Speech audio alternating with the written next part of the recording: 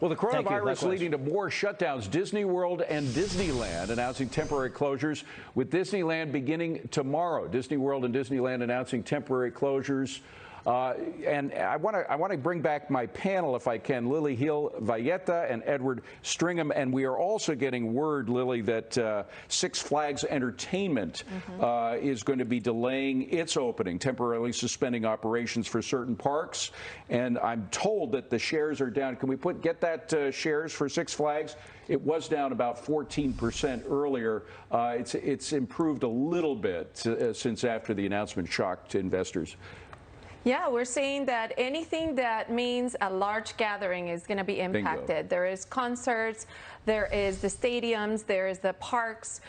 We're seeing it right here, a few blocks from here, with Broadway closing. That's going to be at least $150 million per month when we shut down that entertainment. I think we need to think broader. Sure, we want the safety of our people, but what's this going to do long term to the contractors, the small businesses that are hired by a lot of these large corporations?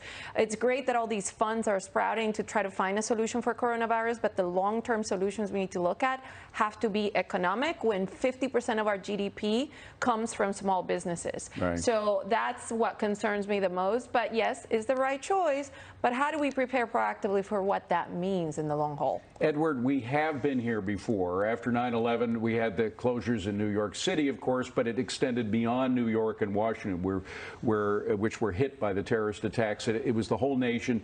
And what shocked a lot of people, I think, was the speed with which we did recover. There was what President Trump just talked about, the pent-up demand for activities that once it was released, once people felt things were safe, they did go out and sort of make up for what they had lost earlier. Will that happen again?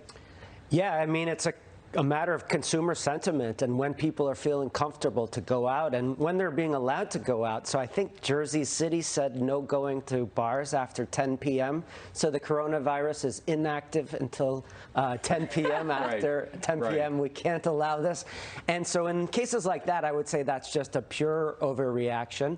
And then consumer sentiment can show up in that way as well. If people want to stay home and not go out, that really can impact all these small businesses. I feel bad for them. Yeah, and you know what's interesting, though, the psychology of it, 9/11 brought us together. So human contact and togetherness was the recipe for recovery. In this case, it's the opposite. It's the recipe is isolation. Yeah. So what does that mean for like the psychology of families? And you were talking about like, how do you work from home when you have a 4-year-old wanting to play with you? You're in that position, aren't you? That's me at home this morning. But it's also the elders, right? We already have isolation and mental health issues. So it's harder because 9/11, let's hug and pray together. Well, I can't hug you right now because that's against the rules. Yeah, it's a great point. Hopefully those rules will be changing soon once we beat this virus. Thank you both. I appreciate it. Thanks.